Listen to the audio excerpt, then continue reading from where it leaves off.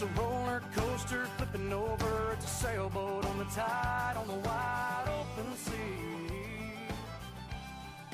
Baby, would you ride with me?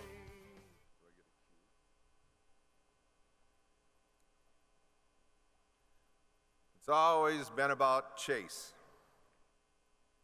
Ever since he came into this world. Chase, what do you want for Christmas? Chase, what would you like for your birthday? Chase, what do you want for supper? But you know what? He's always made us feel as though we were the most important people in his life. We know he has a bright future ahead of him. We are so proud and thankful to God for bringing Chase into this world.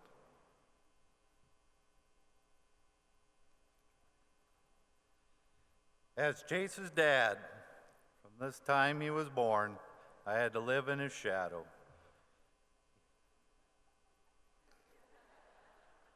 He has this spark. People gravitate towards him. Everywhere I go, I'm constantly asked, "Are you Chase's dad? Where is Chase? How is Chase doing?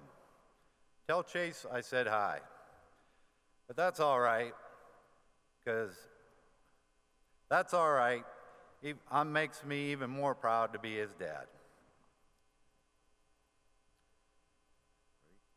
We are proud to introduce my son, my nephew,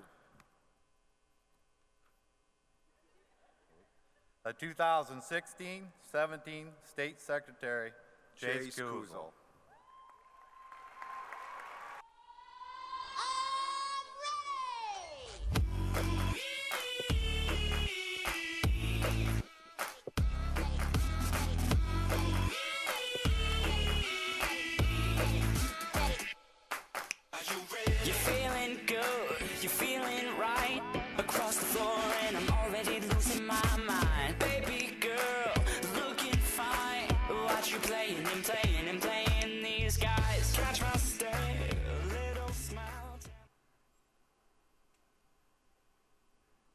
So there has been a lot of social media crazes these days, like the mannequin challenge, what into our nation.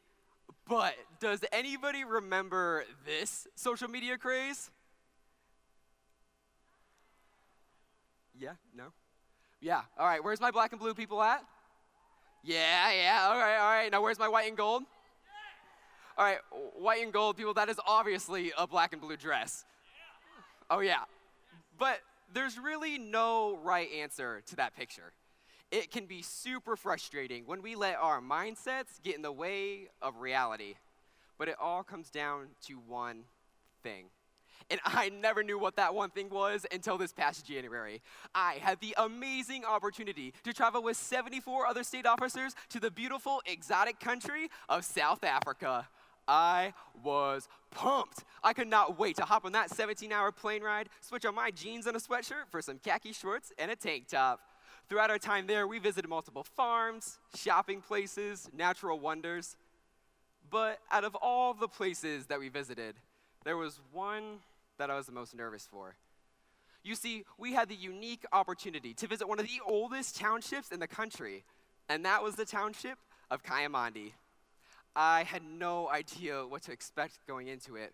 But as soon as we got off the bus, we were greeted by dirt roads, bars along the windows of stores, and small shack-like homes that were made out of metal.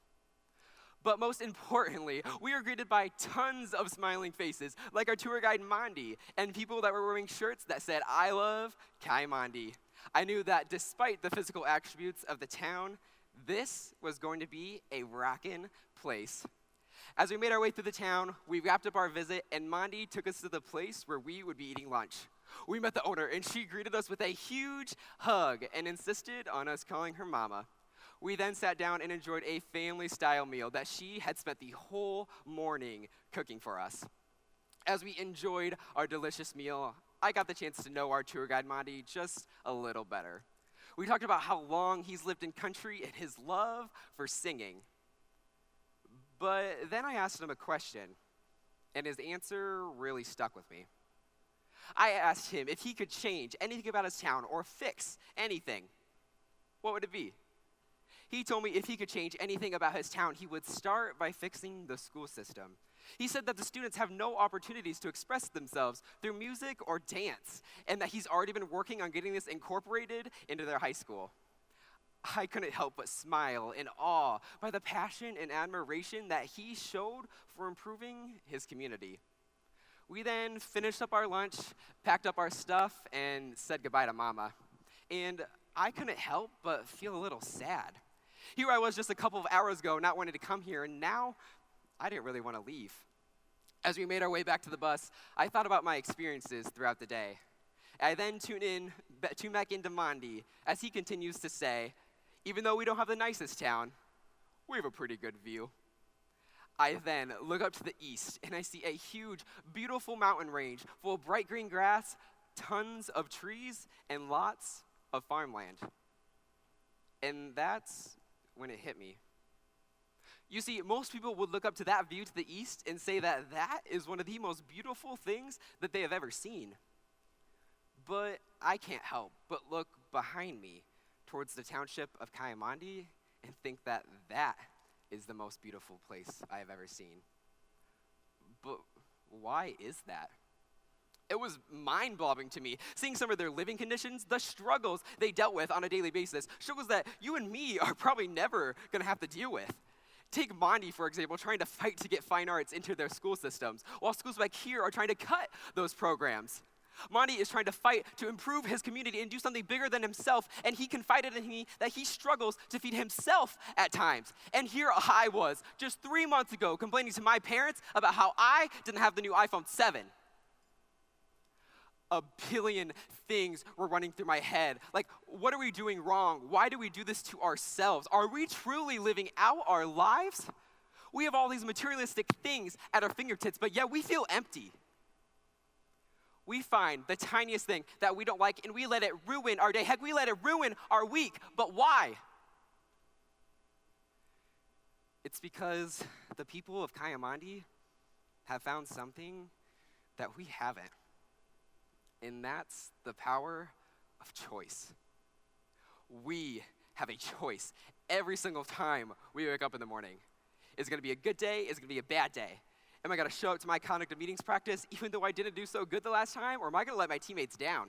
Am I going to move past that bad grade that I got on that test? Or am I going to let it ruin my day? Am I going to brush off that rumor that was started about me at school? Or am I going to let it ruin my week?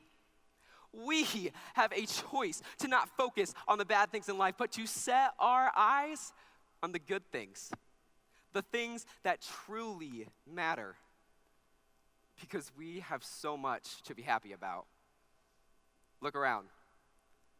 Whether it's our friends, our family, our classmates, our pets, our livestock, heck, even lasagna day at school. When we zip up this blue jacket, we have made a commitment to live, to serve, and to live every single day with a purpose. But how are we supposed to live out that purpose if we aren't living every day to the fullest? The people of Kayamandi have found the power of choice, and they choose to focus on the amazing things in their lives. Iowa FFA members, advisors, and guests, when you wake up tomorrow morning, what are you going to choose?